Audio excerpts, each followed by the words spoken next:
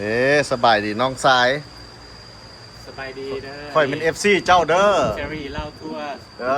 อไอรัดเป็น FC ของเชอรี่ แม่นแล้ว นี่เห็นเชอรี่มายามไอรัด เออ ไอรัดส่วนมากหลินน้ำซ้ำ4 เทื่อห้ามกระไดมา สวนหลายเทื่อแล้ว หลายเทื่อ เพิ่นหาภารกิจ ถึง เบา ถึงต้นเทียน เบาคำหันว่าเจ้าเฮ็ดค้าการเฮ็ดเวียกว่า ต้ ซั่ อน งเฮ็ดเบียดประจ เจ้ามีเวียกประจำ ำถึงมันจันทร์ของนักสุขเฮ็ดเวียก สวน2เทื่อแล้วส่วนถึงไปตอน นี่อย่างอันนี้มาเอาสอย ตอนเทียนมีเวลา1 ชั่วโมงตอนเทียนก็เลยมากบ่ได้ นี่ เดี๋ยววันเสาร์ โอ้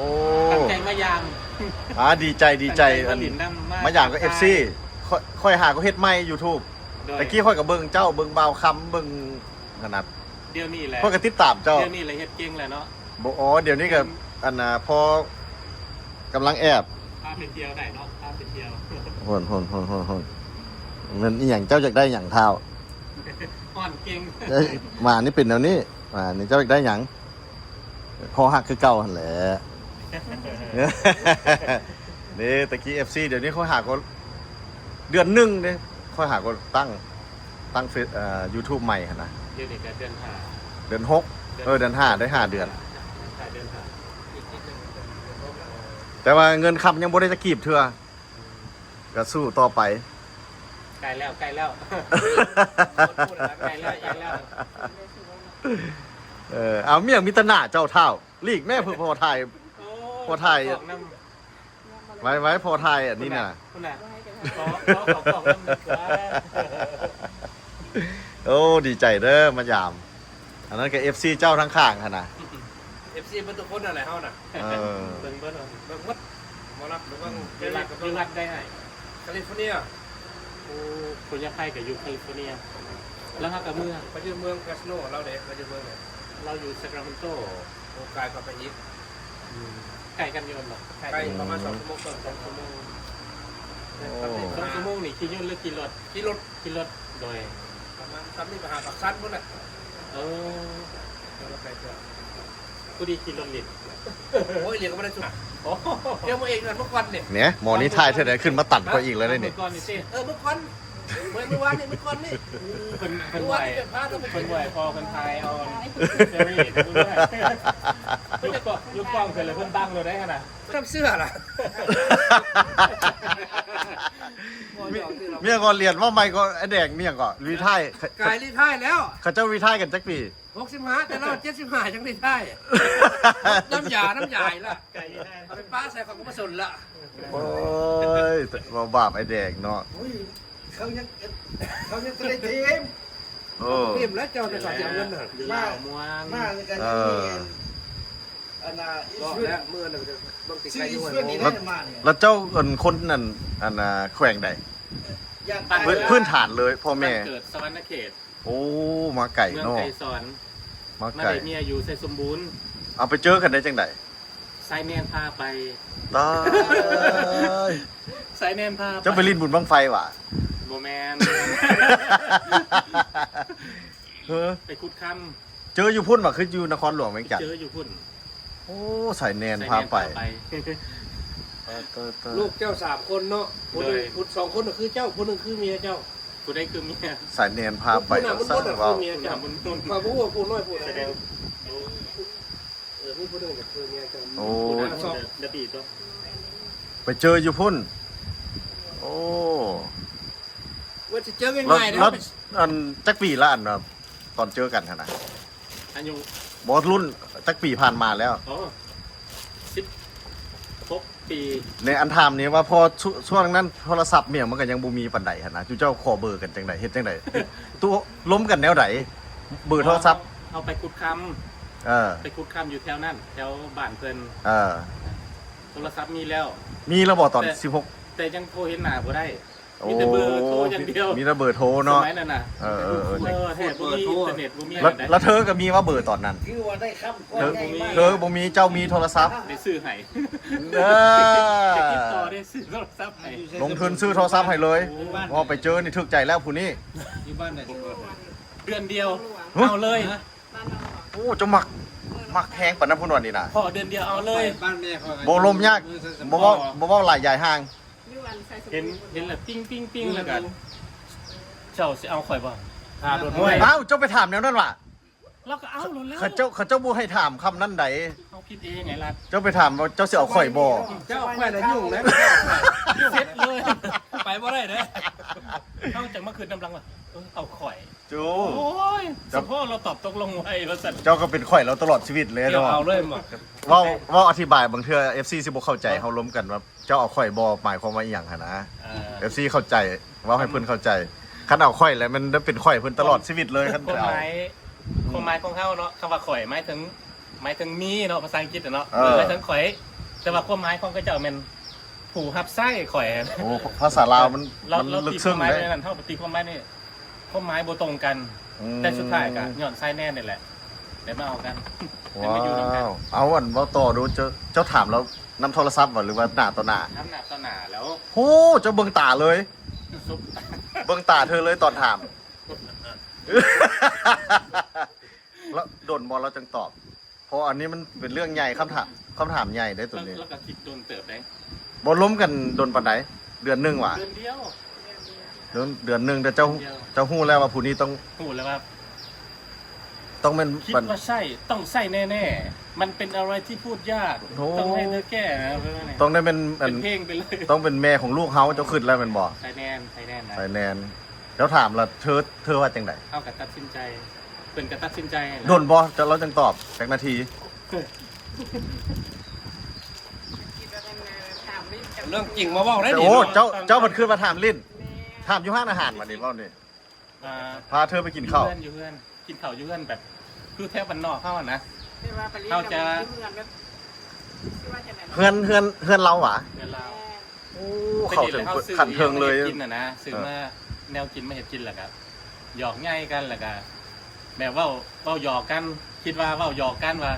จะเอาไปบ่เจ้าแล้วก็ว่าท่านตอบท่านที่เราได้แล้วก็บริคิดยาก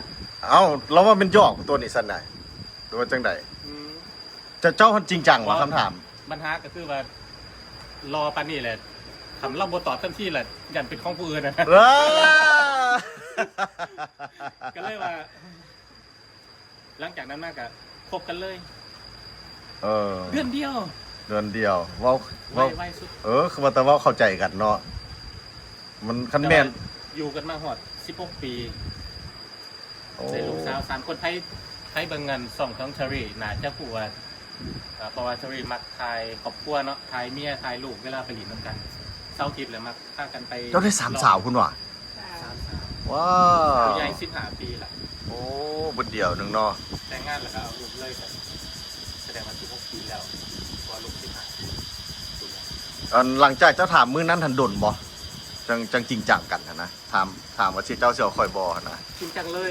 ตั้งแต่มื้อนั้นนะถามมื้อนั้นแล้วเธอตอบบ่ อ่า เธอตอบมื้อนั้นเลย ให้ได้1 นาที เธอว่าเอา หลังจากนั้นมาก็เป็นแฟนกันเลย เฮ้ยสิบเอาข่อยเนาะ ต้องการ บอแล้วมันอันเรื่องไปขอเป็นอย่างได้โดนปานไหนมันหลังจากมื้อนั้น หลังจากมาจะคิดเดียว ป้า โอ้ยจะมาขอก็ยังนะ ภาษาแรก ป้า เลยนะ หมอไวเนาะ เป็นผู้ชื่อว่าโดนเป็นหลังจากแล้วมัน อยากทำอยากขอ นี่เป็นรายการชนิดที่มาออกอากาศเกี่ยวกับความหักของเชอรี่ด้วยนี่นะ พอค่อยถามเนี่ยค่อยก็อยากเป็นความฮู้คือกันเพราะค่อยก็ยังโสดยังบ่มีลูกมีเมีย โอ้ วันนี้เจ้าไปถามเราบ่หรือถามแม่เราเรื่องค่าดองเขาสิถามไผก่อนว่าเป็นความฮู้เพราะค่อยก็อยากฮู้คือกัน ถามเรา เจ้าถามเรา ก็ไปถามแม่ เจ้าแย่เราก่อนแม่นบ่ เออถาม ไปถามเราก่อน ยังเซิงยัง ยังเซิงยังเซิงแล้วเราไปถามแม่เราเผยได้อยู่ว่าอ้ายอยากฮู้เป็นบทเรียนคันอ้ายสิไปขอ สมัยนั้น 16 ปีแล้วนี่ 8 ล้านกีบ 8 ล้านกีบ จะมาตะกี้เนาะ เออ ประมาณ 16 ปีหลัง 16 ปีหลัง ประมาณ1,000 เหรียญบ่ตอนนั้น ประมาณ800ล้าน100ละล้านเนี่ย ร้อยละแปดโอ้ 100ละล้านประมาณ800 โบ8กับ พัน 5,000เลยแล้ว พันปลาย 800 5,000 มีเงินมีคำมีอย่างน้ำบ่หรือว่า โบมีถึงงัวแบบว่าถ้าว่าเว้าแพงเข้าสิบ่เอาหาเข้าบ่มีเงิน ปัญหาน่ะโมเมนต์วันอย่างอื่นเอาบ่มีเงินทำจะเลยบ่เอาแบบ เพิ่นจะได้ข่อยว่าซั่นซะ เพิ่นอยากได้ลูกเขยเนาะ จะได้ลูกเขย โอเค ก็เลยว่าเฮานี่จับเป็นคนขับเกี่ยวกับเฮ็ดงานทั้งเบิดเป็นอาหารเป็นเบียร์เป็นเครื่องดื่มหยังอ่ะนะ แล้วอันงานหันเฮ็ดอยู่บ้านเพิ่นน้องคุณเต้แล้วอันพ่อแม่เจ้าพี่น้องมีหยังพากันไปพุ่น ถ้ากันขึ้นมาแต่สวรรค์หมดแล้วมาเฮ็ดงานอยู่ที่ เฮ็ดแตะบอนเดียวบ่ได้มาเฮ็ดอยู่เวียงจันทน์อีกติ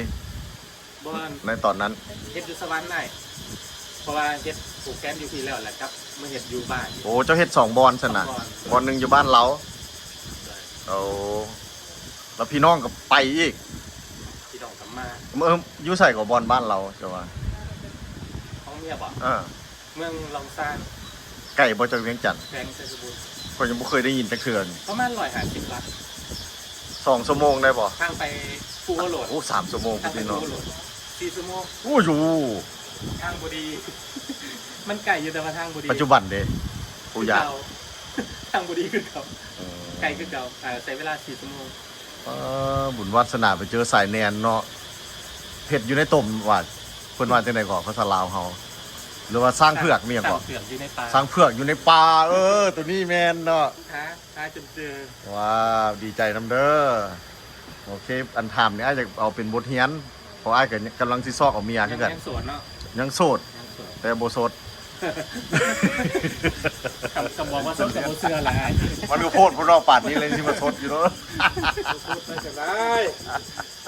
บางคนก็ถามอยู่ทำนี่บอลมีเมียบอกโอ้ใช่กูเห็นอะไรอยู่เนาะทำนี่ผมมีเมีย แต่คนรอเขาไม่ได้ บ่มีเมียเทื่อ ไม่สิโดนเลย นี่ไปถ่าโดนป่านนี้ทราบก็เปลี่ยนก็เริ่มมีแล้วเนาะ บ่มีเมียแต่เฮามีผู้สาวมีหยังหั่นนะอืม มีสุดสาวเนาะบริแตงเนาะ แม่นอืม อยากมามันอยากมาเห็นเลยพามันมามันไม่ได้มาหรอกย่างเป้งสิมาเอาอย่าง โอ้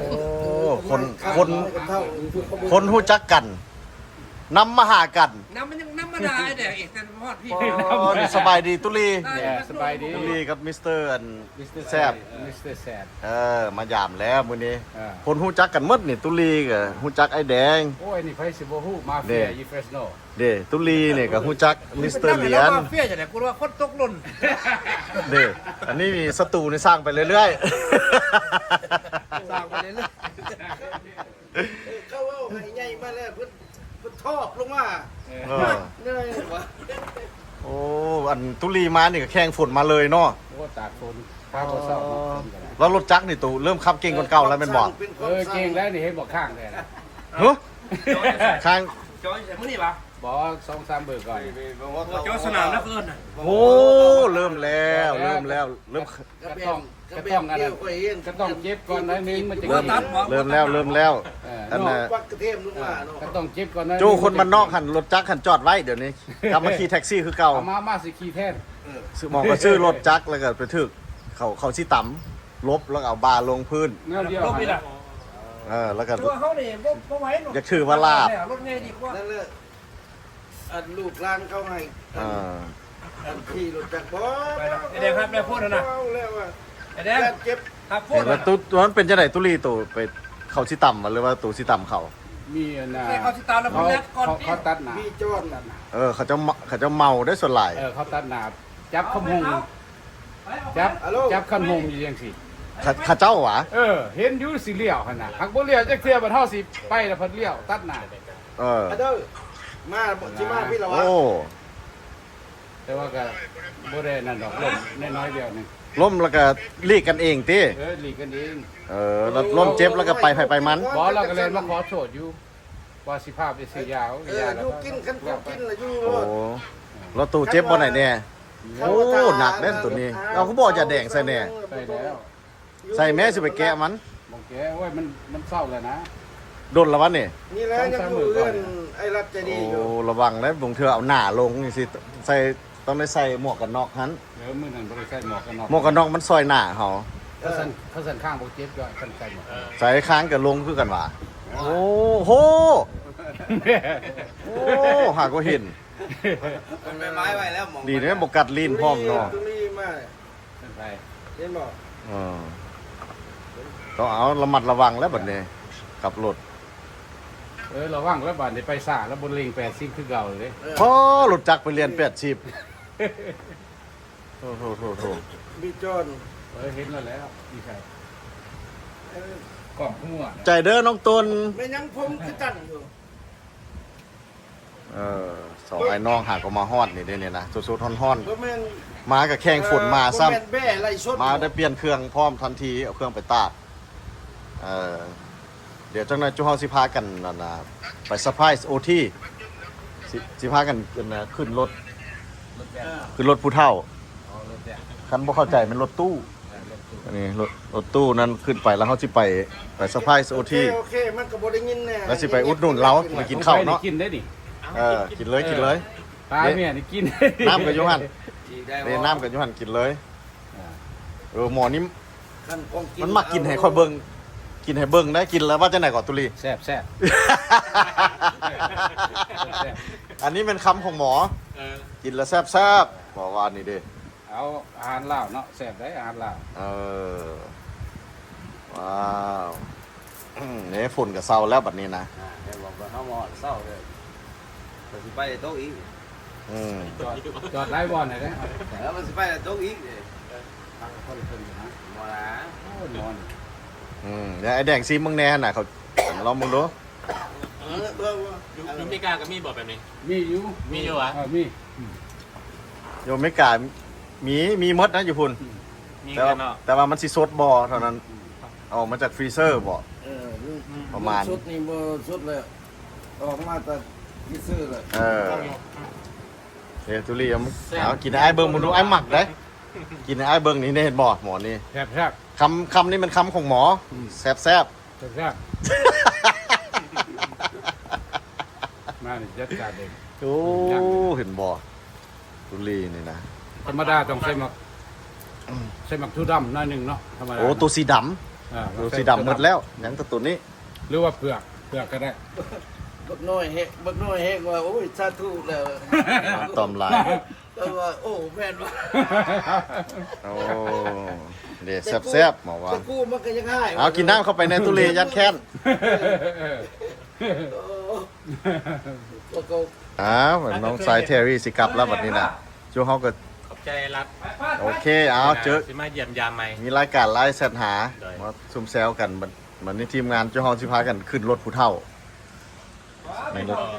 คันบ่เข้าใจเลยมันรถตู้รถผู้เฒ่าสิ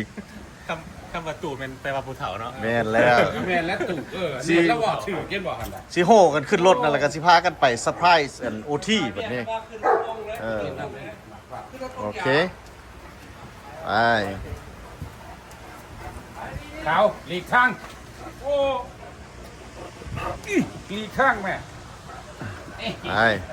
ขาวบกวน เอาพ่อมาทำเลย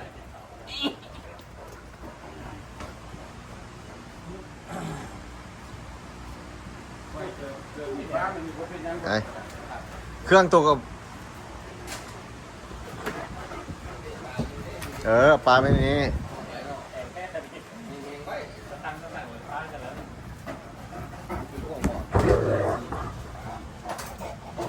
ขาวใจเย็นๆ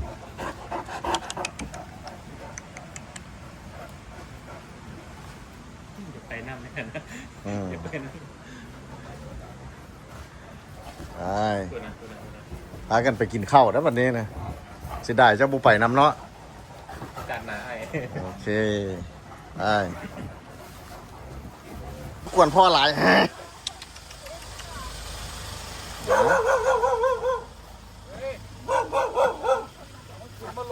สิพากันไปเซอร์ไพรส์โอที แรงขึ้นรถจะได้ให้มาเฮาเลยดิโอ้ยขึ้นค่อยๆได้ไหม กินได้ป่ะอันได้ป่ะ มันอยากฝืดเลยมันอยากฝืด วันนี้ จะมาจากไหน ขี่รถจักรมา ไม่ใช่รถจักรเก่า ฝุ่นจอด เดี๋ยวผ่าน จะมาเทิงหลังพอเลยเราก็เห็นเนาะ พากันเหมือนบุนึกบุฝันว่าอันมิสเตอร์เลียนนี่ซื้อหูจักโอทีเราไปหู้กันเฉยวันนี้สิพากันไปเซอร์ไพรส์โอที สั่งปิ้งปลากินเอาที่ แล้วก็สิไปอุดหนุนโอทีนำโอทีเปิดห้านอาหารเด้กับเมีย ต่ำเลยไหมคันนี้ จอด เป็นงานเขา นี่นี่ อยู่เขาจอด โอ้สบายดีสบายดีมิสเตอร์แซบแต่อันนี้มิสเตอร์ ตุลี ตุลีแซบๆโอเคไปเซอร์ไพรส์โอทีกับเมีย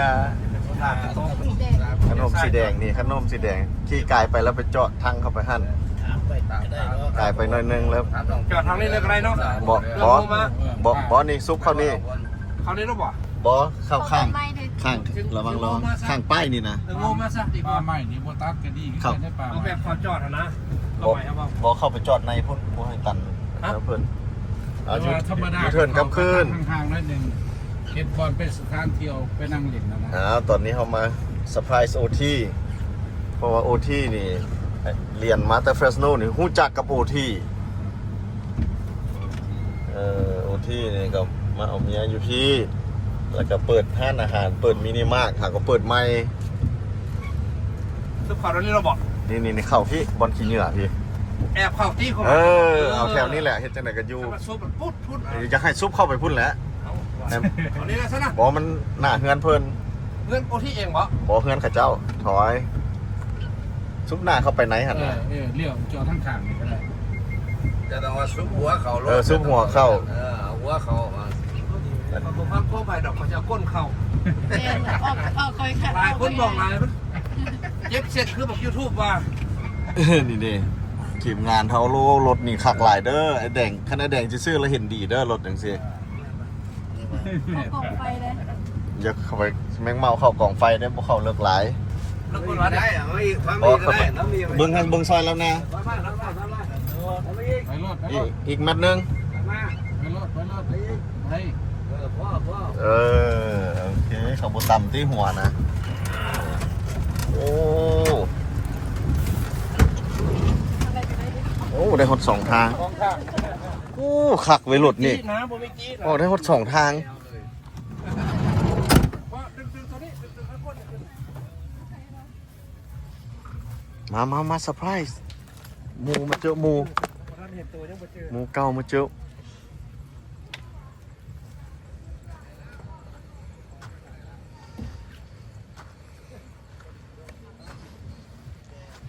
หมูเก่ามาเจอหมูเก่า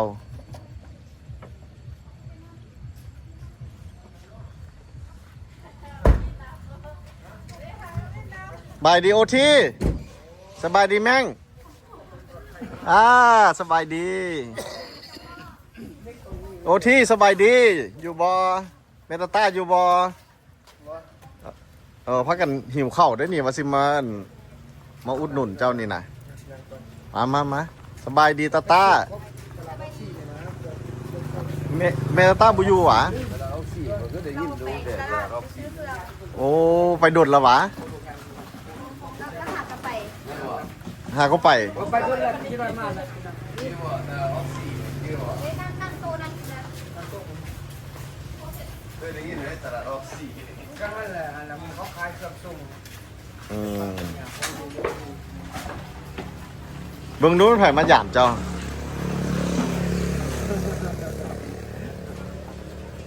ฮู้กันอยู่หวะโอบูจือโอที่บูจือ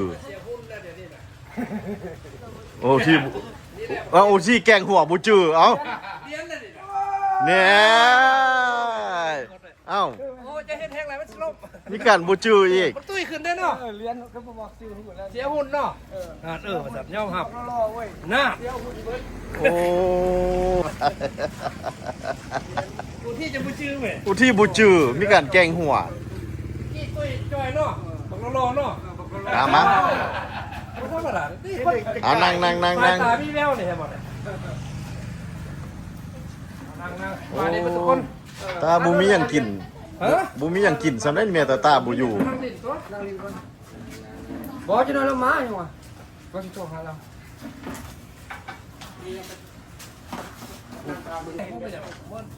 ถ้ามันเป็นพอดอกพระได้ต้องกินอยู่แต่วันนี้มันก็ต้องกินกันดีมากยุคตำ ตำยังเป็นเอามาโลด มันมั่วมันเนาะ ตำยังเป็นเอามามิดเจ้าได้ตำยังก่อนตำตำยังเป็นแล้วเอามาเอาตำเป็นบ่ สองกันเนี่ยสองน้ำ ไม่คลิปทูมีบอตาต้า ไม่เสียบก็ได้ เอาจานห้องมาน้ำแน่บวง ไม่ไปขอกับลุงตีเชี่ยวมันว่ะ นี่ใช่ แล้วลุงตีน มอสทุกครับ เชี่ยว ลูกตีเจ๊กเหรอ เอาบักควง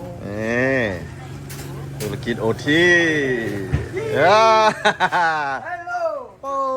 เป็นเจ้าของธุรกิจเลยโอทีแบบนี้นะสุดยอดสุดยอด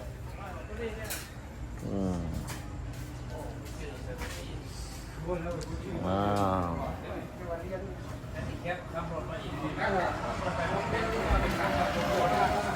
บอสนี่นะโอ้ตุลีสนใจได้นี่นานี่นะนี่เด้มันหาใส่ได้ตุลีคนบักหลายเที่ยวอยู่นี่ 600,000แน่ต้องได้ มันจะคล้องซักไหนพอนถึงละ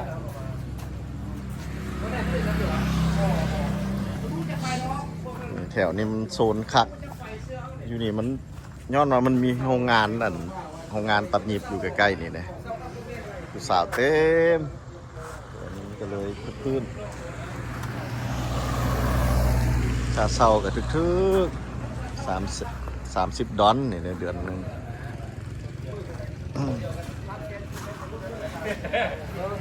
โอ้ยอันน่ะเด็กเสี่ยวจะใครซักไล่ให้นี่ก็สิเมื่อซักไล่ให้เสี่ยวจะใครซักไล่ให้ก็สิเมื่อ สันดาน ไอ้สาวพอ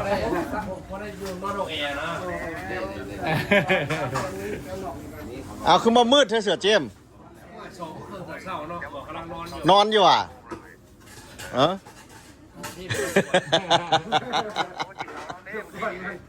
โจ้ก็ไม่กินข้าวแล้วเด็ก โอ้ โจ้ก็กินข้าว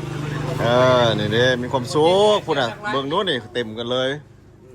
โอ้เด็กนี่ตาโอ้เด็กมีเมียหน่อยแต่คนทานมาโอ้เด็ก นี่น่าชี้เสียเกียรติ โอ้ไอแดงหวะเสี่ยวจัง เสี่ยวว่ะเอาลงกันดีก่อนสนาว เห็นไหมเฮ้ย อ โมเมนต์เชียวอันนี้น่ะเลี้ยง ใส่ผ้ามือนะใส่ ลูกกูเมื่อแล้วยังเหลือเมียกูก็ต้องเข้าอยู่นี่ โอ้ยซักได้ซักไล่วะ มือมันเสาหน้ากูเมื่อพวกหน้าพวกเงาตะกี้นะ เราเปิดห้างอาหารแมันบ่อยู่แถวเฮ็ดนั่นบ่โอ้มันบ่ได้บ่ได้เอาเนี่ย ฮะ เมียเราเป็นนักร้อง แน่นละ อืม